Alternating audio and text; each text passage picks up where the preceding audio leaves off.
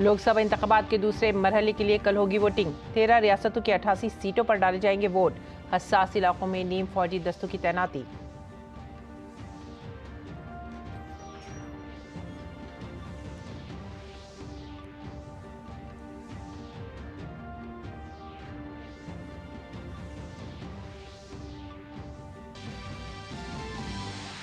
तीसरे मरहले के लिए मुसलसल रैलियां जारी। वजीर आजम ने मुरैना में इंतखाबी रैली में कांग्रेस को बनाया हदफ तनकीद। यूपी के आगरा और अनौला में भी साधा निशाना। अपोजिशन जमातों की भी मुसलसल रैलियां जारी।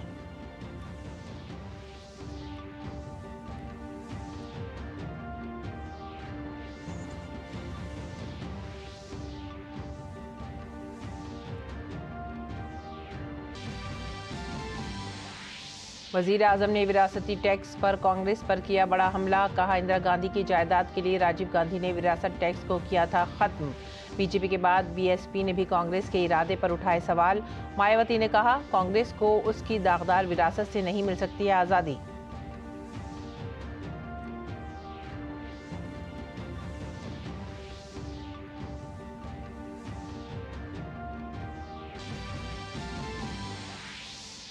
इलेक्शन कमीशन ने ज़ाब्ता अखलाक की खिलाफवर्जी के मामले में कांग्रेस सदर मल्लिकार्जुन खड़गे और राहुल गांधी को भेजा नोटिस। बीजेपी सदर जेपी नड्डा से भी तलब किया जवाब।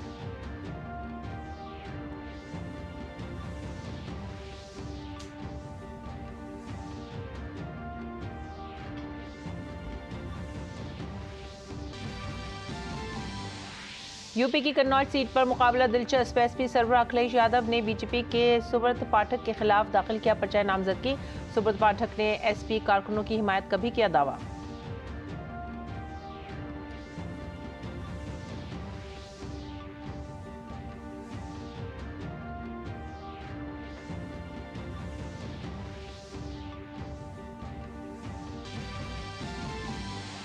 शरद पवार की एनसीपी ने मुंबई में जारी किया अपने इंतखाबी मंशूर। चौथे मरहले के लिए पर्चा नामजदगी दाखिल करने के आखिरी दिन पर्चा नामजदगी भरने का काम जारी।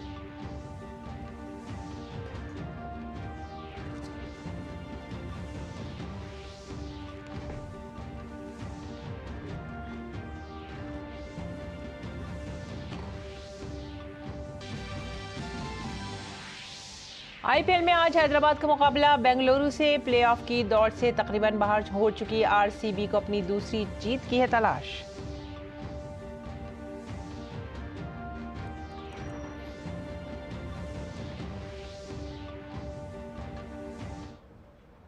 आदाब नाजरीन, उर्दू खबरों में आप सभी का खैर मकदम है। नजर डालते हैं इस वक्त की खास खबरों पर। लोकसभा इंतखाबात के दूसरे मरहले के लिए कल वोटिंग होगी। 13 रियासतों में 88 सीटों पर वोटिंग होगी। कल होने वाली वोटिंग की तमाम तर तैयारियां मुकम्मल कर ली गई हैं। वोटिंग सुबह 7 बजे शुरू होगी। इस मरहले में 12 रियासतों और एक मरकज के जेर इंतजाम इलाके की 88 सीटों पर वोटिंग होगी। दूसरे मरहले में केरला की तमाम 20 सीटों, कर्नाटक की 28 में से 14 सीटों, राजस्थान की 13 सीटों, महाराष्ट्र और उत्तर प्रदेश की 8-8 सीटों, मध्य प्रदेश की 6 सीटों, आसाम और बिहार की 5-5 सीटों पर इलेक्शन होंगे। छत्तीसगढ़ और मगरबी बंगाल में 3-3 और मणिपुर, त्रिपुरा और जम्मू कश्मीर में 1-1 सीट पर भी वोटिंग होगी। इंतखाबात के दूसरे मरहले में मुख्तलिफ पार्टियों के बड़े उम्मीदवारों के बारे में अगर बात करें तो बीजेपी के तेजस्वी सूर्या बेंगलुरु साउथ से मैदान में है। इसमें मथुरा से तीसरी बार इलेक्शन लड़ने वाली हेमा मालिनी और मेरठ से इलेक्शन लड़ने वाले अरुण गोविल भी शामिल हैं। इसके अलावा कांग्रेस लीडर राहुल गांधी वायनाड से इलेक्शन लड़ रहे हैं। शशि थरूर त्रिवंतपुरम से अपनी इंतखाबी किस्मत आजमा रहे हैं। इसके अलावा बिहार की पूर्णिया सीट पर आज़ाद उम्मीदवार पप्पू यादव का मुकाबला भी काफ़ी दिलचस्प हो गया है।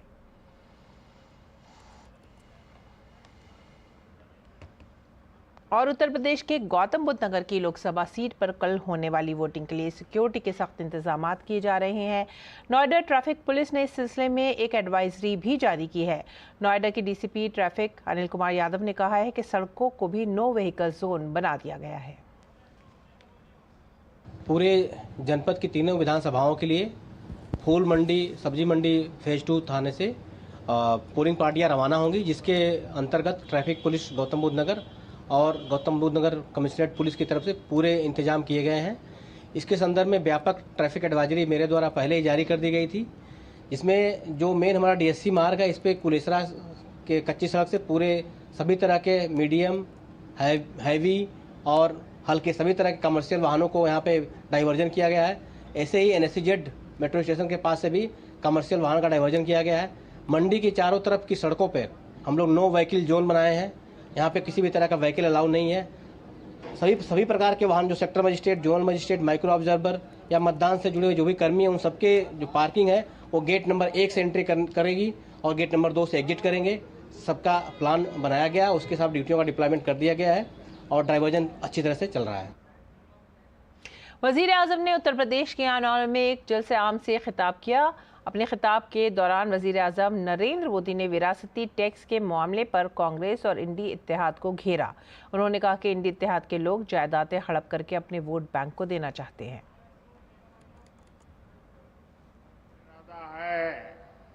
आपकी संपत्ति को भी छीनकर वो अपने चहेती वोट बैंक को मजबूत करने के लिए वहां दे देंगे। इतना ही नहीं, कांग्रेस चाहती है आपने जो संपत्ति अपने बच्चों के लिए जुटाई है और आप चाहते हैं कि मरने के बाद अपने संतानों को कुछ दे करके जाएं और इसलिए अब बचत करते हैं। अब कांग्रेस वालों ने घोषणा की है कि मृत्यु के बाद ये जो आपकी संपत्ति है उसमें से सब आपके संतानों को नहीं मिलेगी। आधे से ज्यादा संपत्ति ये सपा कांग्रेस की सरकारें जब्त कर लेगी। टैक्स ऐसा लगाएंगे कि वो संपत्ति जब्त हो जाएगी। यानी आपने 4 कमरों का घर बनाया हो तो उसमें से 2 कमरे कांग्रेस सपा सरकार दबोच लेगी। आपके पास 10 बीघा का खेत है तो उसमें से 5 बीघा आपके बेटे बेटियों को मिलेगा। 5 बीघा ये दबोच लेगी कांगी और एसपी की सरकार। और ये किसको बांटेंगे? ये सब लूट करके अपनी वोट बैंक को बांटेंगे। वजीर आजम ने उत्तर प्रदेश के आगरा में एक जलसे आम से खिताब किया। उन्होंने एसपी कांग्रेस इत्तेहाद पर नौजवानों की उमंगों को पूरा न करने का इल्जाम लगाया। उन्होंने राजस्थान में अशोक गहलोत हुकूमत के दौरान होने वाले पेपर लीक का मसला उठाया और कहा कि अब जो कुछ सामने आया है उससे साबित हो गया है कि कांग्रेस के लोग इसमें बराह रास्त मुलव्विस थे। हमने स्थानीय भाषाओं में परीक्षाओं का प्रावधान किया। हमने सरकारी व्यवस्थाओं को फेसलेस बना दिया। साथियों, दूसरी तरफ कांग्रेस है जिसने आजादी के बाद से ही भाई भतीजावाद को बढ़ाया, युवाओं की क्षमता को बर्बाद किया। अभी इसका ताजा प्रमाण मिला है। आप जरा सुनिए और लोगों को बताइए। शायद आज आपने अखबारों में भी पढ़ा होगा। ताजा प्रमाण मिला है।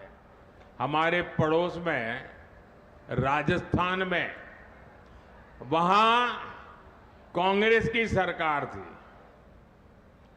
कांग्रेस के अपने लोगों ने कांग्रेस के मुख्यमंत्री के करीबी ने कल एक बड़ा चौंकाने वाला खुलासा किया है और सार्वजनिक रूप से किया है और अभी तक कांग्रेस के मुंह पर ताले लगे हुए हैं। वो कह रहे हैं कि पेपर लीक यानी नौजवानों के भविष्य के साथ इतना बड़ा खिलवाड़। वो कहते हैं कि राजस्थान में जो पेपर लीक हुआ वो पेपर लीक में गहलोत सरकार, कांग्रेस के गहलोत की सरकार खुद शामिल थी और कोई और नहीं कह रहा है। जो कांग्रेस के मुख्यमंत्री के कार्यालय में काम करने वाले सज्जन थे वो कह रहे हैं। आप बताइए मेरे नौजवानों, इससे बड़ा पाप, इससे बड़ा धोखा मेरे देश के युवाओं के साथ नहीं हो सकता। और आगरा में रैली में वजीर आजम ने पसमानदा तबके के लोगों को रिजर्वेशन से महरूम करने की इंडी इत्तेहाद की साजिश के बारे में भी खबरदार किया। उन्होंने कहा कि इंडी इत्तेहाद पिछले दरवाजे से ओबीसी कोटा काट कर मुस्लिम कम्युनिटी को देना चाहता है। यूपी में भी यही खेल खेलने का है, यही कारनामा दोहराना है। देश में जहां जहां मौका मिले ये पिछले दरवाजे से चोरी छिपी से ओबीसी का हक लूट लेना, एससी का हक लूट लेना, एसटी का लूट लेना और उनको दे देना। और इसमें उसे समाजवादी पार्टी का पूरा साथ मिल रहा है। आप याद कीजिए 2012 में उत्तर प्रदेश विधानसभा चुनाव से ठीक पहले कांग्रेस की केंद्र सरकार ने तब भी ऐसी ही कोशिश की थी। इन्होंने ओबीसी के आरक्षण का एक हिस्सा धर्म के आधार पर माइनॉरिटी को देने का फैसला किया था, लेकिन तब ये अपने इरादों में सफल नहीं हुए। यूपी के लोगों को और विशेषकर ओबीसी समुदाय को कांग्रेस और सपा का ये खतरनाक खेल, कांग्रेस और सपा का ये खतरनाक खेल, ये मेरे ओबीसी भाइयों बहनों को समझना पड़ेगा। दलितों को, वंचितों को, पिछड़ों को ये सपा कांग्रेस का खेल समझना पड़ेगा।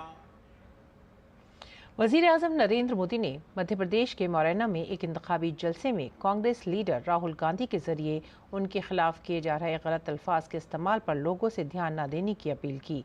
उन्होंने राहुल गांधी को नामदार कहकर मुखातिब किया और कहा कि वो कामदार हैं और वो उन्हें कुछ भी कह सकते हैं। मेरी सबसे विनती है कि कृपा करके आप दुखी मत होइए, आप गुस्सा मत कीजिए। आपको पता है वे नामदार है, हम तो कामदार हैं। और नामदार तो कामदार को सदियों से ऐसे ही गाली गलौज करते आए हुए हैं, ऐसे ही ठोकर मारते आए हुए। तो भाई मैं तो आप में से आता हूं, गरीबी से निकला हूं। अगर 5-50 गालियां पड़ जाएगी तो पड़ जाएगी, आप गुस्सा मत कीजिए। मैं सबको कहता हूं, आप लोग नाराजगी मत व्यक्त कीजिए। वो इतने निराश है कि अभी आगे आगे तो और बहुत कुछ बोलेंगे, आप अपना समय खराब मत कीजिए। तो ये मेरी सोशल मीडिया में जो लोग बहुत नाराजगी से कुछ न कुछ कहते रहते हैं, टीवी मीडिया वाले भी कहते हैं, मेरी करबद्ध प्रार्थना है भाई, इन नामदारों को कुछ मत कहो। हम कामदार सहन करने के लिए पैदा हुए हैं, हम सहन करेंगे, सहन भी करेंगे और मां भारती की सेवा भी करेंगे। हम जरा भी पीछे नहीं हटेंगे दोस्तों, जरा भी रुकेंगे नहीं। ये मैं देशवासियों को विश्वास दिलाता हूं। वजीर आजम नरेंद्र मोदी ने ओबीसी कोटे में मुस्लिम तबके के लोगों को रिजर्वेशन दिए जाने की कांग्रेस की पॉलिसी की मुखालफत की। उन्होंने भी हाल में ही कर्नाटक हुकूमत के फैसले का भी जिक्र किया और कहा कि कांग्रेस ने बाबा साहब के जज्बात की तौहीन कर ओबीसी समाज को जो मिलता था उसे मुस्लिम समाज को दे दिया। कर्नाटका में जितने भी मुस्लिम समाज के लोग हैं, उच्च वर्ग के होंगे, धनी होंगे, व्यापारी होंगे, उद्योगपति होंगे, न्यायमूर्ति होंगे, कोई भी होंगे, बस सिर्फ मुसलमान होना चाहिए। अगर वो मुसलमान है तो उन्होंने रातों रात एक कागज निकालकर हस्ताक्षर करके उन सबको ओबीसी घोषित कर दिया। अभी ओबीसी घोषित कर दिया तो बहुत बड़ा तूफान हो गया। यानी वहां कांग्रेस ने शिक्षा और सरकारी नौकरी में पहले जिन ओबीसी लोगों को आरक्षण मिलता था, उस ओबीसी समाज में इतने सारे नए डाल दिए कि ओबीसी समाज को जो आरक्षण मिलता था वो उनसे छीन लिया, चोरी छुपी से छीन लिया। और जो मुसलमानों को नया ओबीसी बना दिया था, गैर कानूनी तरीके से बना दिया था, संविधान के विपरीत बना दिया था, बाबा साहब आंबेडकर की भावना के विरुद्ध बना दिया था, उस मुस्लिम समाज को ओबीसी को जो मिलता था वो लूट करके उनको दे दिया। और वजीर-ए-आज़म नरेंद्र मोदी ने मध्य प्रदेश के मोरैना में एक इंतखाबी रैली में कांग्रेस की विरासत पर टैक्स लगाने के ख्याल को हदफ़े तनकीद बनाया। उन्होंने साबिक़ वजीर-ए-आज़म राजीव गांधी के दौर का भी जिक्र किया और कहा कि उन्होंने इंदिरा गांधी की मौत के बाद उनकी जायदाद हासिल करने के लिए पहले से मौजूद विरासती टैक्स को खत्म कर दिया था। मैं आज देश के सामने पहली बार एक दिलचस्प तथ्य आपके सामने रखना चाहता हूं। जब देश की एक प्रधानमंत्री बहन इंदिरा जी नहीं रही तो उनकी जो मिल्कत थी, उनकी जो प्रॉपर्टी थी, वो उनकी संतानों को मिलनी थी। लेकिन पहले ऐसा कानून था कि वो उनको मिलने से पहले एक हिस्सा सरकार ले लेती थी। कांग्रेस ने पहले ऐसा कानून बनाया था। तब चर्चा थी और व्यापक रूप से चर्चा थी कि जब इंदिरा जी नहीं रही और उनके बेटे राजीव गांधी जी को ये प्रॉपर्टी मिलने की थी, लिख करके गई थी, तो अब सरकार को पैसा चला ना जाए, प्रॉपर्टी को बचाना था, तो इन्होंने क्या कर दिया, उस प्रॉपर्टी को बचाने के लिए अपनी माता इंदिरा गांधी से मिले हुए पैसों को बचाने के लिए उस समय के प्रधानमंत्री श्रीमान राजीव गांधी ने अपनी संपत्ति बचाने के लिए पहले जो इनहेरिटेंस कानून था उसको समाप्त किया और खुद के पैसे बचा लिए। खुद पर आई तो कानून हटा दिया और अब वहां मामला निपट गया। तो आज फिर सत्ता पाने के लालच में ये लोग वही कानून ज्यादा कड़ाई से वापस लाना चाहते हैं। बिना टैक्स के अपने परिवार की 4 पीढ़ियों की अकूत धन दौलत हासिल करने के बाद अब ये लोग आप जैसे सामान्य मानवी की विरासत, आपकी मेहनत की कमाई, जो आपने अपने बच्चों के लिए बचत करके रखा है, उस पर टैक्स लगा करके आधी संपत्ति लूटना चाहते हैं। और विरासती टैक्स पर कांग्रेस लीडर सैम पिट्रोदा के बयान पर भी बहस जारी है। बहुजन समाज पार्टी की सरबराह और उत्तर प्रदेश की साबिक वजीर आला मायावती ने कांग्रेस हाईकमान के करीबी लीडर सैम पिट्रोदा के बयान पर शदीद हमला किया है। मायावती ने सोशल मीडिया साइट एक्स पर सिलसिलेवार पोस्ट करके कांग्रेस हाईकमान पर भी सवालात उठाए।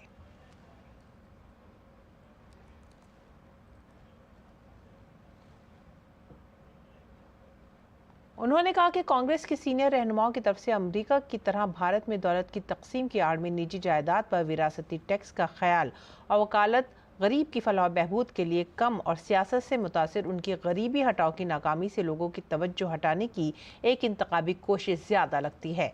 मायावती ने भी कहा कि जहाँ तक भारत में जायदाद और सरकारी अराजी की तकसीम से मुतालिक मामलात में दलितों और पसमानदा लोगों के लिए इंसाफ का ताल्लुक है तो उनकी हुकूमतों के सही इरादों की कमी की वजह से यहाँ गरीबी, पसमानदगी, नकल मकानी की मजबूरी वगैरह दूर नहीं हो पाई।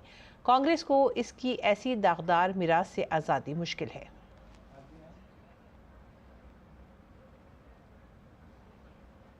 इसके साथ ही उत्तर प्रदेश के वजीर आला योगी आदित्यनाथ ने भी कहा है कि कांग्रेस की नियत आम लोगों की जायदाद पर है, इसीलिए वो विरासत टैक्स की बात कर रही हैं। कांग्रेस जिसने देश के संसाधनों को लगभग 60-65 वर्षों तक लूटा, अब उसकी नियत लोगों की, आम जनता की संपत्ति पर लगी हुई है और आम जनता की संपत्ति पर लगे होने के कारण ही अब वह इस विरासत टैक्स की बात कर रहा है और फिर इसको बांटेगा उन लोगों को जो घुसपैठिए हैं। सेम पेत्रोदा ने कांग्रेस की उसी मंशा को उजागर करने का एक प्रयास किया और उसने उसी बात को कहा है जो कांग्रेस का वास्तव में प्रयास है। सेम पेत्रोदा की बात वही है जो पी चिदम्बरम कह चुके हैं और इससे पहले कांग्रेस कर चुकी है। और कांग्रेस के सीनियर लीडर जयराम रमेश ने कांग्रेस के इंतखाबी मंशूर न्याय पत्र पर लगाए गए तमाम इल्जामात को गलत करार दिया है। प्रेस कॉन्फ्रेंस में जयराम रमेश ने कहा कि कांग्रेस की तरफ से जारी करदा न्याय पत्र में कुछ भी मुतनाज़ा नहीं है। काबिल जिक्र है कि जयराम रमेश ने यह बात विरासत टैक्स को लेकर चल रहे तनाज़े के तनाज़ुर में कही।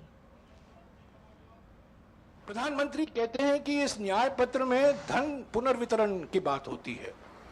मैं उनको चुनौती देता हूं। हमारे 50 पन्ने हैं, 50 पेज है ये मैनिफेस्टो, ये न्याय पत्र। इसमें एक शब्द हमने इस्तेमाल नहीं किया है जो कहता है वेल्थ रीडिस्ट्रीब्यूशन, धन पुनर्वितरण, ये कहीं नहीं है। और इस बीच तेलंगाना के निजामाबाद से बीजेपी उम्मीदवार धर्मपुरी अरविंद ने उत्तराखंड के वजीर आला पुष्कर सिंह धामी की मौजूदगी में अपना पर्चा नामजदगी दाखिल किया।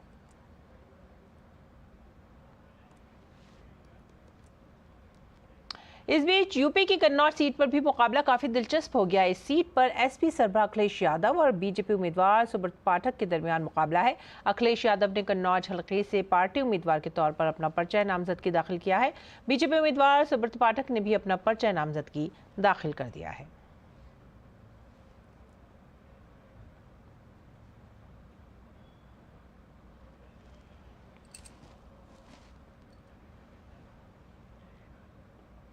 और कन्नौज से अपना पर्चा नामजदगी दाखिल करने के बाद एसपी सरबराह अखिलेश यादव ने कहा कि वो कन्नौज की तरक्की, शनाख्त, कारोबार और सकाफत को आगे बढ़ाने के लिए काम करेंगे।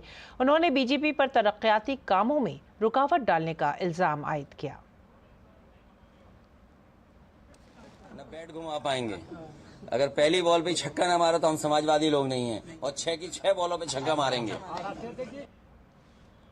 सोशल मीडिया प्लेटफॉर्म एक्स पर एक बीजेपी कारकुन लक्ष्मीकांत ने एक खबर पोस्ट की है जिसमें लिखा है कि एक देही खातून वोटिंग के दौरान ईवीएम मशीन में वजीर आजम नरेंद्र मोदी की तस्वीर ढूंढ रही थी।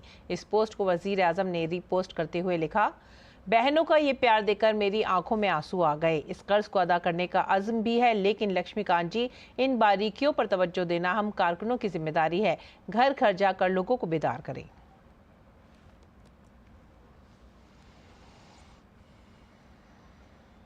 और आगे बढ़ते हैं अगली खबर की तरफ। इलेक्शन कमीशन ने ज़ाब्ता अखलाक की खिलाफ वर्जी के इल्ज़ाम में बीजेपी और कांग्रेस दोनों को ही नोटिस भेजकर उनसे जवाब तलब किया है। दोनों को 29 अप्रैल की सुबह 11 बजे तक जवाब दाखिल करने की हिदायत की गई है। इलेक्शन कमीशन ने दोनों जमातों के सदूर से अवामी नुमाइंदगी एक्ट की दफ़ा 77 के तहत जवाब तलब किया है। कांग्रेस सदर मल्लिकार्जुन खड़गे और बीजेपी सदर जेपी नड्डा ने एक दूसरे के लीडरों पर ज़ाब्ता अखलाक की खिलाफ वर्जी का इल्ज़ाम लगाया था। बीजेपी ने इलेक्शन कमीशन में राहुल गांधी के खिलाफ अपनी रैलियों में ज़बान और अल्फाज के इस्तेमाल की शिकायत दर्ज कराई थी। बीजेपी ने इल्जाम लगाया था कि राहुल गांधी ने तमिलनाडु में जबान की बुनियाद पर लोगों में उलझन फैलाने की कोशिश की। बीजेपी लीडरों ने यह भी दावा किया था कि राहुल गांधी अपनी तकरीरों में जबान की बुनियाद पर शुमाली और जनूबी भारत को तकसीम करने की कोशिश कर रहे हैं। बीजेपी ने अपनी तहरीरी शिकायत में राहुल गांधी के खिलाफ सख्त कार्रवाई का मुतालबा किया था।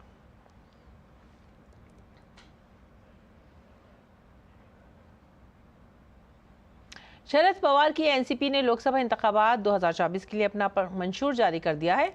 इसका नाम शब्दनामा है। शब्दनामे में खवातीन के हवाले से बड़ा ऐलान किया गया है। उनकी हिफाजत के अलावा LPG सिलेंडर की कीमत को कम करने का भी वादा किया गया है। लीडर जयंत पाटिल ने कहा है कि एजेंसियों का गलत इस्तेमाल और प्राइवेटाइजेशन जैसे मसाइल पिछले 10 सालों में बढ़े हैं। अगर हम इख्तिदार में आते हैं तो सरकारी मुलाजमतों में असामियां पुर करेंगे, खवातीन के रिजर्वेशन पर भी काम करेंगे, खवातीन के तहफ़्फ़ुज़ को यकीनी बनाने के लिए सख्त कवानीन भी लाए जाएंगे।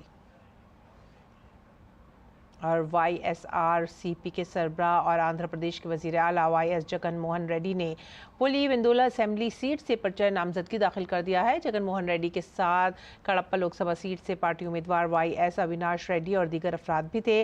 रियासत में असेंबली इंतखाबात और लोकसभा इंतखाबात 13 मई को एक साथ होंगे। और आइए अब नजर डालते हैं खेल के मैदान पर। इंडियन प्रीमियर लीग में आज सनराइजर्स हैदराबाद का मुकाबला रॉयल चैलेंजर्स बेंगलुरु से होगा। गुज़िश्ता मैच में RCB को KKR के खिलाफ 1 रन से शिकस्त का सामना करना पड़ा था। वहीं सनराइजर्स हैदराबाद ने अपने आखिरी मैच में दिल्ली कैपिटल्स को शिकस्त दी थी। सनराइजर्स हैदराबाद 10 पॉइंट के साथ पॉइंट्स टेबल पर तीसरे नंबर पर है। वहीं RCB 2 पॉइंट्स के साथ आखिरी मकाम पर है। और इसी के साथ ही आप हमारी पूरी टीम को दीजिए इजाजत। आदाब।